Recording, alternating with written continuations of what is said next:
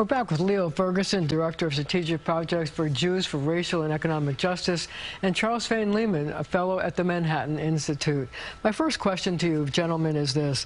Mayor Adams promised a zero tolerance for hate crimes when he campaigned for office. I wonder how you think it's working out.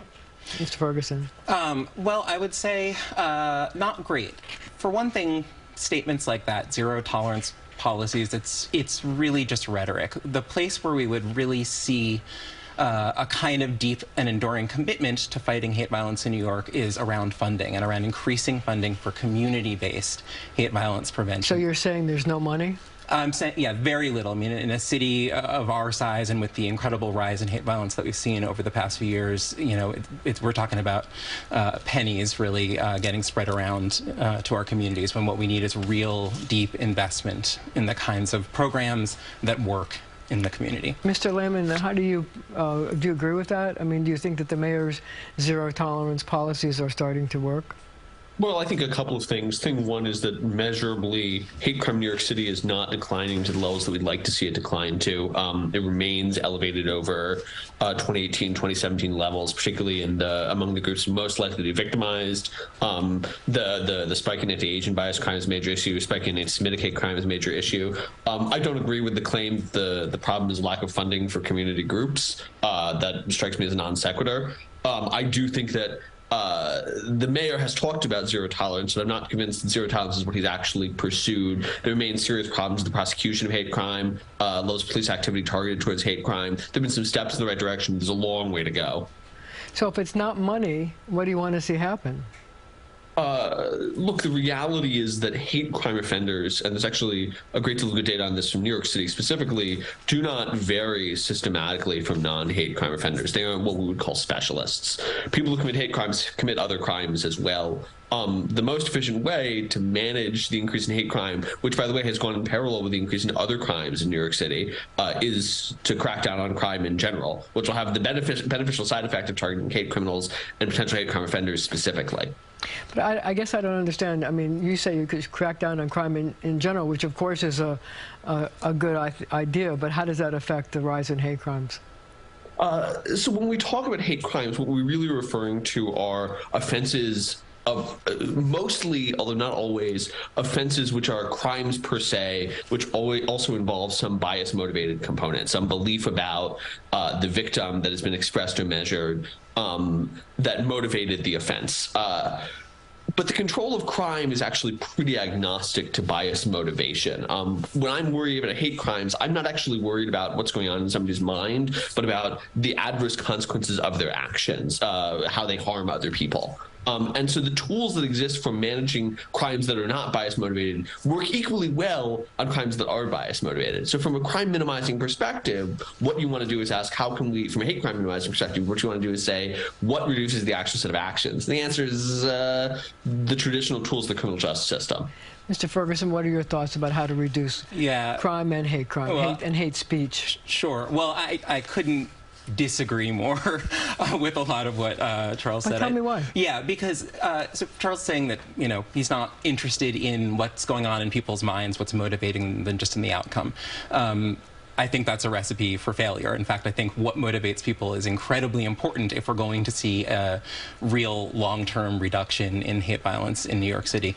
Certainly, you know, the idea that in one place where we do sort of agree is that it's absolutely true that the same kinds of things that work for preventing crime in general will also absolutely, you know, help us prevent hate violence and hate crimes, except that, you know, I think the prescription there is not more policing, not incarcerating. First of all, we've had...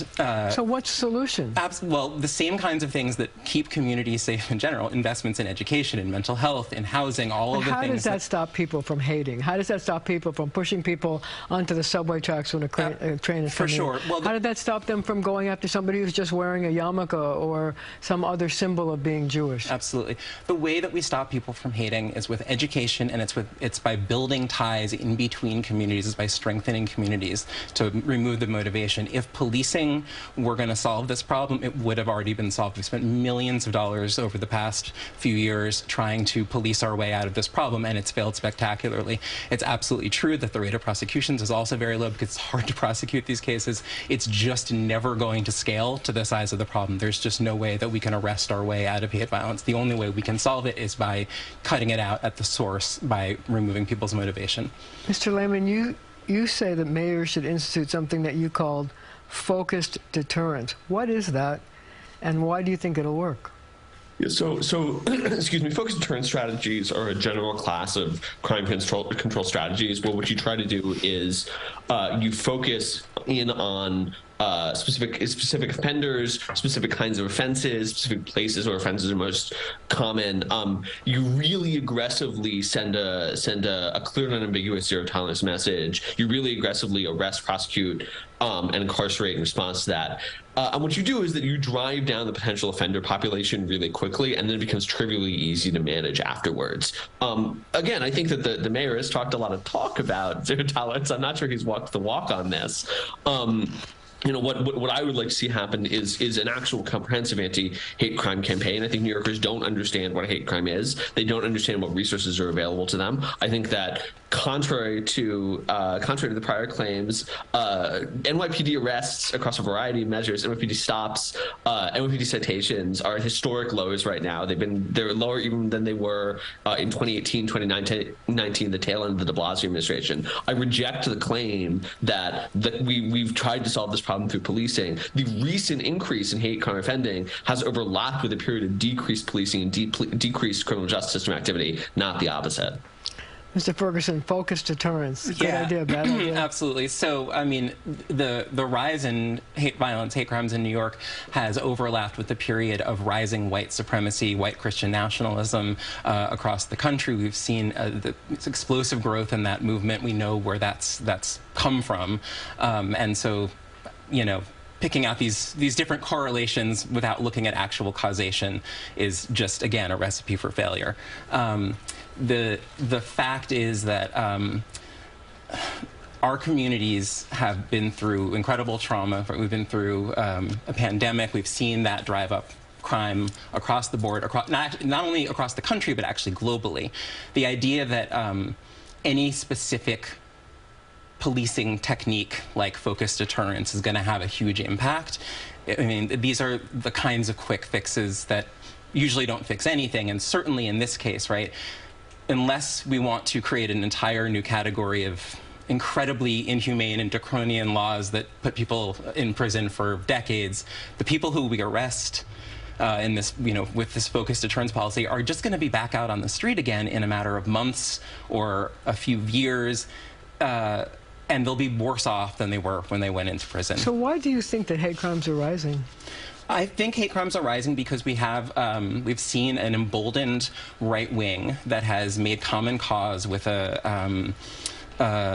with the white nationalist movement and brought them into the center of the political discourse. And it's just inevitable that when people are tweeting things that are anti-Semitic, when people are talking about it on television constantly, that those things are going to diffuse out into the culture. There's no reason that it would be surprising that when you have the kinds of, you know, whether it's folks marching in Charlottesville or, you know, like these are the kinds of things that that spread out, you know, and then people, you know, pick up on them. Okay, we're going to have to leave it right there for now. But our conversation continues right after the show on our streaming channel, CBS News New York.